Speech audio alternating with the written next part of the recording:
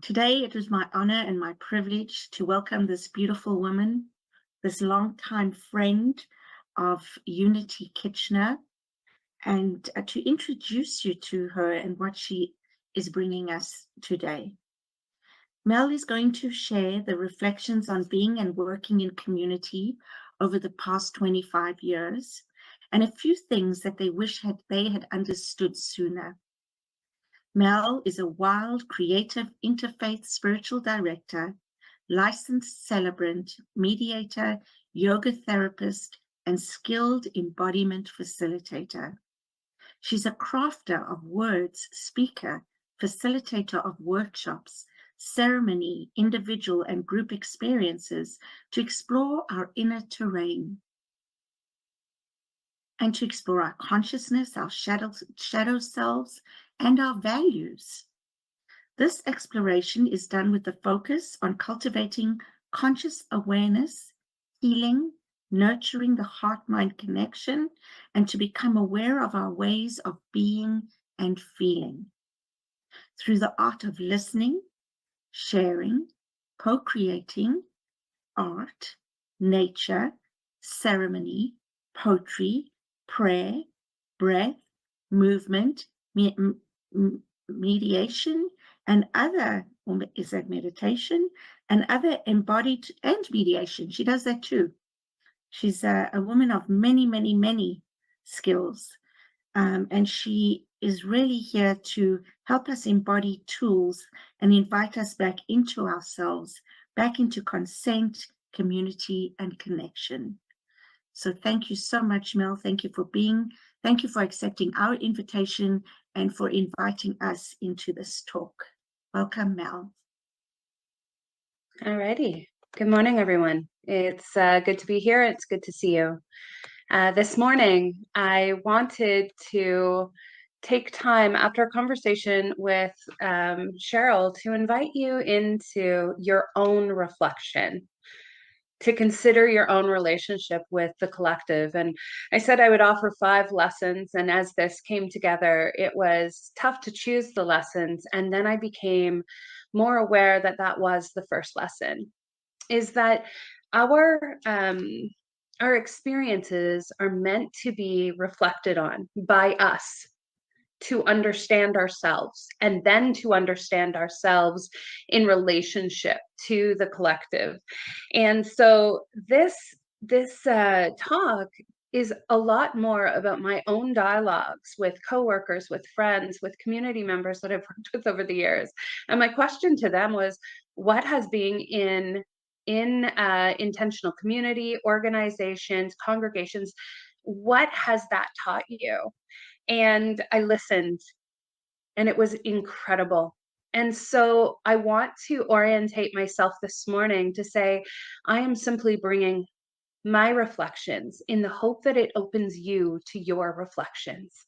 That is the point, is that it isn't about any one thing at all. And a sort of opening of the understanding that oneness is different from one thing. Oneness is room for all of us to have had an experience, and powerful spaces, dynamic spaces that can actually meet us and grow us. Invite the difference into the space, invite a variety of experiences into the space. So there isn't a right or wrong of your learnings this morning. There is simply a reflection of what being a part of the collection has taught you. So I'm not speaking universal truths, and I am speaking from my own experiences in relationship with congregation and organizations, both personally and professionally. The key piece I want to highlight here is we are never absolved from doing our own translation work, meaning we are meant to inquire, reflect, to ask ourselves why something I say this morning may bristle you, and I hope it does. Or why I might say something that gives you a response of feeling maybe deeply seen and heard. This inquiry gives us insight into our own story. This insight is vital. And yet, as Brene Brown says, we will oftentimes avoid doing this because to do this will cause us a certain level of pain. And beyond that pain, I assure you there is power. But first, it calls us to look upon ourselves in some deep and meaningful ways. And so after the service today, in our time where we come together and talk, that will be my curiosity. My question to you will be, what has your experiences in intentional spaces, organization, congregation, what has that taught you? And perhaps I would challenge even deeply further, why is my relationship with the collective? Not do I have one, you have one. Why is it as it is? And what is it teaching me?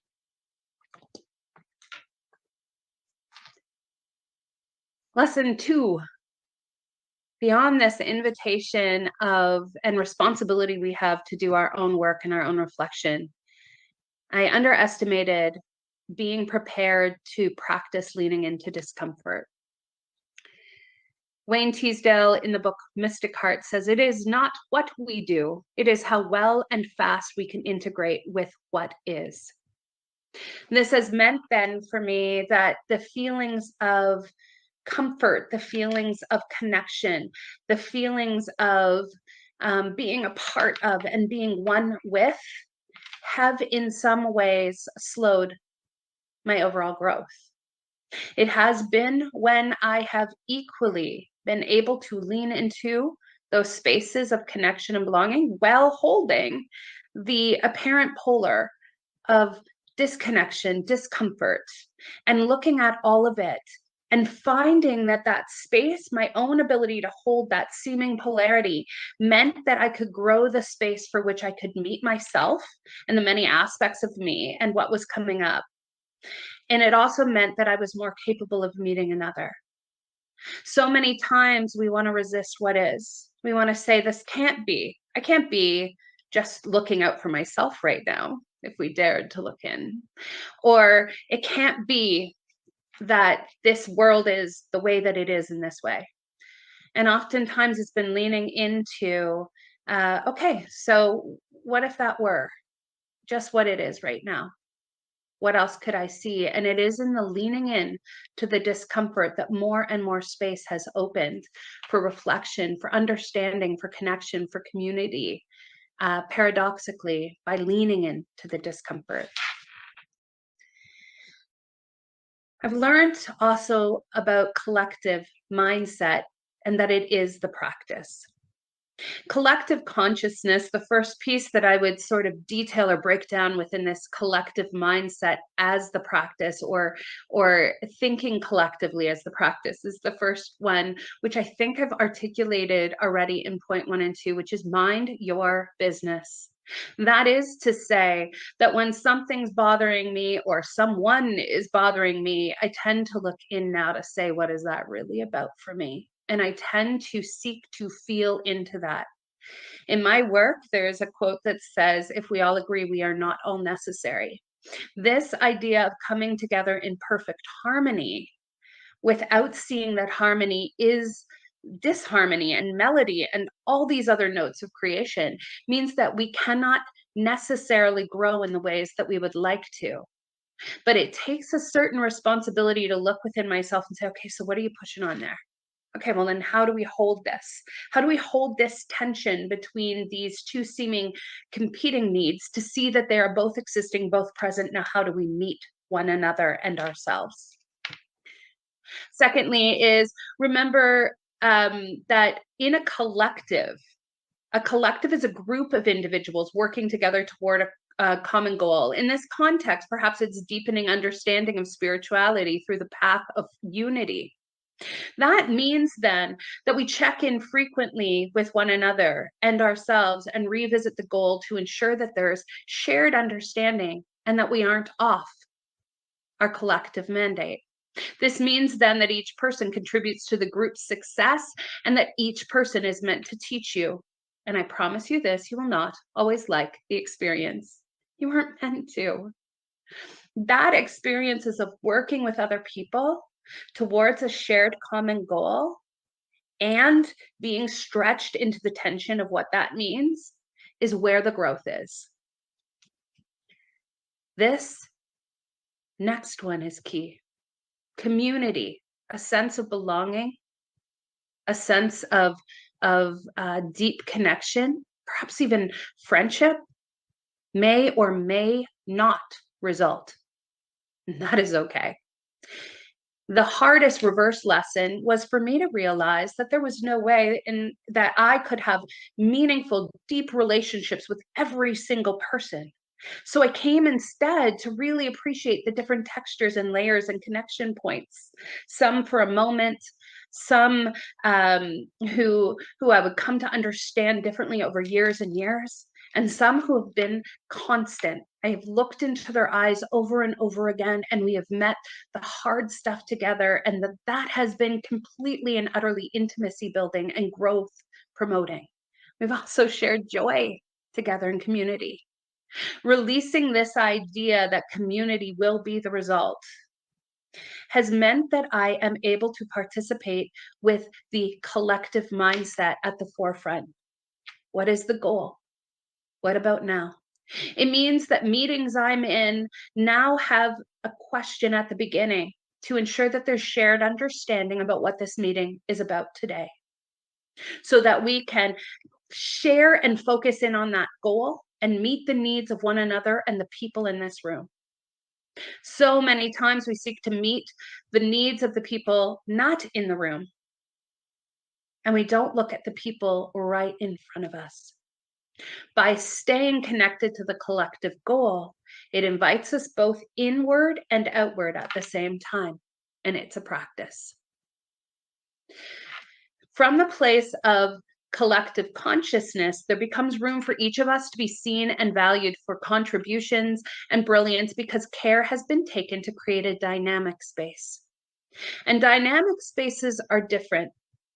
They are a rooted space for which varieties can exist, because there has been a valuing on that. And there has been the work done to create more space for us to be uncomfortable, look at our own stuff, hold it, and take responsibility. In these spaces, similar to healthy roots, these are the spaces for which naturally diversity blooms. Naturally, a variety of people can show up. And they can show up because it's a dynamic space. But dynamic space is because there is a concentration of dynamic people in that space.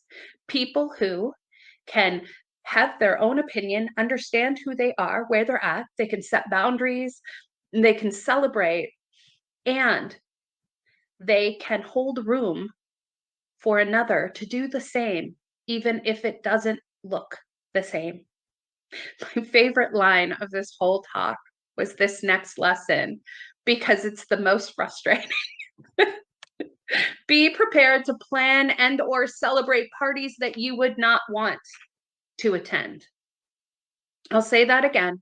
Be prepared to plan and or celebrate parties that you would not want to attend.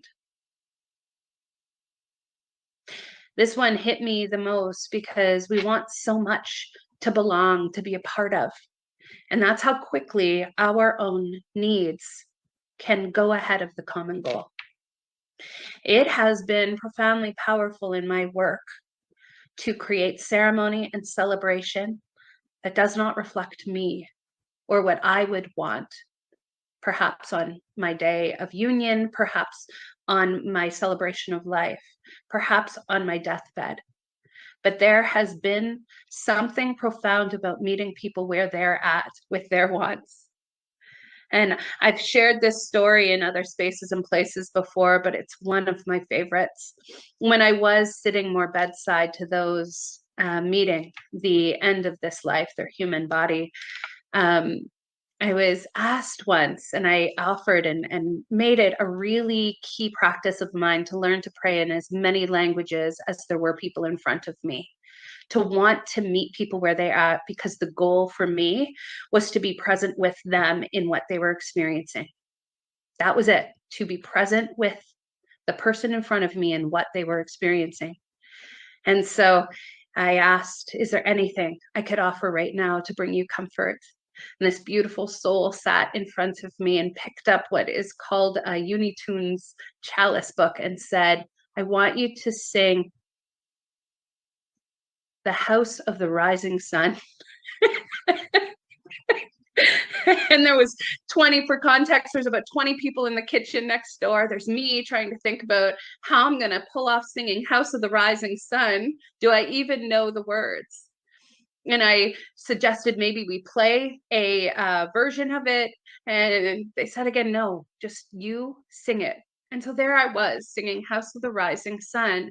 And I thought, what a gift this is to be turning out House of the Rising Sun for someone in only the goal, which was to be present. It wasn't about how well I sang. It wasn't if I hit every note. It was, can I be present with you? I want that. So can I do that? And how challenging it is to do that. To be witnessed is sacred and rare. I never thought that there would be something beyond this idea of empathy. And it has been exciting and a well of depth to differentiate the understanding of empathy and witness. And I would suggest that witness is sacred and rare. So empathy is if we can get to the point where we connect on a shared experience. This is feeling for, feeling with type energy. It's its own practice because oftentimes we will move to our own feelings about things rather than staying with and identifying with another. And oftentimes we get there with another because we have experienced something similar. What I've learned in my own life over the last 3 years intensely is the power of being witnessed. And I would articulate being witnessed this way. It is connection beyond shared experience. It says, I see you and you are here, and therefore I am listening. It is present for whatever feelings are coming up for someone else or whatever experience, without becoming anything as a result. This is especially powerful because oftentimes, I've said before, we will slow play our truths with others. We will wait to see who is in front of us and we will wait to see what they can hold. And those of us that seek to cultivate our capacity to witness, we grow our ability to sit with discomfort. We are incredibly committed to doing our own work, to knowing who we are, so that we can actively see when something is coming up and choose to set it aside to look at later if we are choosing to be present with another. And these moments where we can be really present with another, even if the experience is vastly different than ours, and we hold a texture of curiosity, of openness, of desire to understand, to learn, to grow.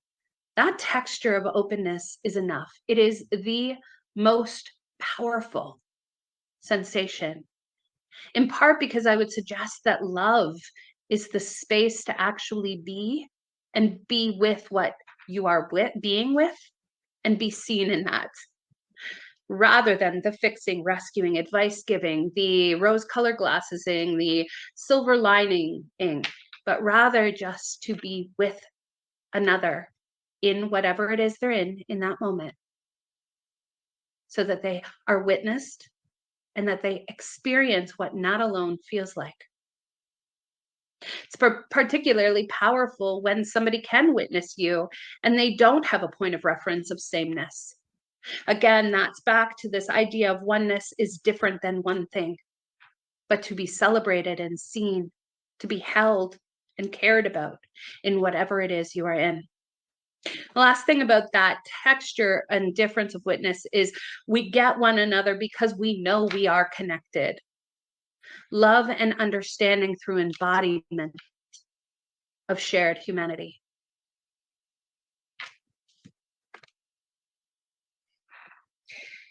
In short, I would say that this idea of widening our circle beyond discomfort is expansion, possibility, new learning, and growth. And I just said earlier this week, really honestly, I'm struggling to market why anyone would want to work on themselves, because this is hard stuff. This is rough stuff. We come to see the aspects of ourselves that are wounded, that still require growth. And then we're called into seeing, loving, and holding and caring about those in a world that has told us to disconnect. And I would say beyond discomfort is expansion, possibility, new learning, growth, and I would add profound inner peace. Peace that allows me to see and feel my center in almost anything. My boundaries then become, as I've heard quoted before, my boundaries are the space where I can love you and love me simultaneously. So I learn how to know me more, how to meet myself more so I can meet others, and also figure out what distance makes sense to hold center my ability to love myself and you at the same time. This openness affords us the ability to see something beyond ourselves, into the honor to bear witness, to see ourselves as part of a bigger picture, and to embrace the variety within ourselves and around us. And in Buddhism, there's this deep understanding of inside, outside, same. And I would say, to the degree we dismiss ourselves, we will dismiss one another. And this is another motivation for doing the work of meeting ourselves. About 7 years ago now, I shared a video on starling mermations. And this video was a reflection on community. And I'm going to actually stop sharing for a moment and invite you into what I hope is a deeper reflection of yourself. And then I'm going to close by showing you, ideally, a video of the starling mermations. So about seven years ago now, I shared this for the first time, and now I'm sharing it again with deeper understanding. So the mystery of the starling murmuration. These birds move through the sky, and it is positively magnificent. They're matching their movements to the closest 6 to 7 birds, and they are at choice of who those birds are. They ripple affect their reach because those birds also move then in unison with other circles. This is a key piece. It is not just matching your movements to those 6 or 7 birds, but it's understanding that you are also a part of these other circles and that we impact one another. Each part of this collective of 6 and 7 birds then is a part of other circles that are a part of other circles, and so on. They are vital, each bird. They model the valuing of the collective and continue to see that they're a part of the collective. They model the value of the collective while continuing to see they are a part of the collective. I never understood how deep that practice would take me. They challenge the idea that they're not making an impact because they embrace that they are there. And in that, they are making a difference through existing. Once this debate is settled, they move on to more curious things like the question of Peter Block from Communities of Belonging. He asked this: is the story I'm living the one that wants to be lived in me? There are hundreds, sometimes thousands of starlings that gather this way. This makes so many circles, and the circles are not competing. This isn't about one circle or many circles. It's about the collective movement. They gather just as we long to communicate, to feel the warmth of connection and protect themselves from harm. I would suggest, in the context of spiritual community, perhaps it is that we gather to heal from the mental anguish of ideas like separate, other, or that there would be one path at all in a world that shows us every single day the infinite ways that love takes shape and form. These birds don't spend their time critiquing the other circles, but rather in delighting in what happens when they come together. In this way, some of us will come to spiritual work through practical practices, seeking to put into action what we can offer now. Others will come compelled by the heart, drawn in by the desire to feel more, to understand this emotional ocean that is themselves, perhaps through a myriad of art, through the art of connection and making and creating. Others still will be drawn by the intellectual possibilities, seeking to learn and understand and contemplate. And of course, all of us come for all of these things. Yet so quickly we can value certain ways of arriving over others, certain ways of being or contributing or connecting over others. In the collective and the functioning of circles, we grow profoundly aware that we, each of us, holds an aspect of truth, vital to the collective, and none of us holds all of it. 7 years later, since the first time I spoke on murmurations, I offer my least poetic but most felt lesson to date. It was gifted to me by a congregant who is also a scientist focused on animal behavior. They, after I spoke, shared this vital piece of wisdom. Mel, you know starlings are jerks, right? Like of all the birds, they tend to be most jerkish. And I appreciated that this scientist didn't use very scientific words, that jerkish could be the word, and I could understand what that meant. And I didn't know that. I saw the beauty of what these starlings create, but I hadn't considered that they were one of the most jerkish of all the birds. I think in many ways I'd wanted to dodge my own ability to be a jerk. Yet, as I've reflected over the years with intentional focus to know myself deeply, it has been the ownership of my quote, jerk side that has afforded me the most softening, the most growth, the most gentleness, an increased sense of humor, and a keen capacity to witness not only myself, but others, to simply be present with whatever is actually there. Sometimes the things I thought were most awful about me, shameful, came to be the greatest assets or most beautiful parts of me. And other times I can say that I simply became aware faster that I was being a jerk and adjust without going into a shame spiral or making it more about me. Much like the way the murmuration will sharply switch directions. These transitions feel more like growth than sadness these days. These change become part of an understanding and acceptance.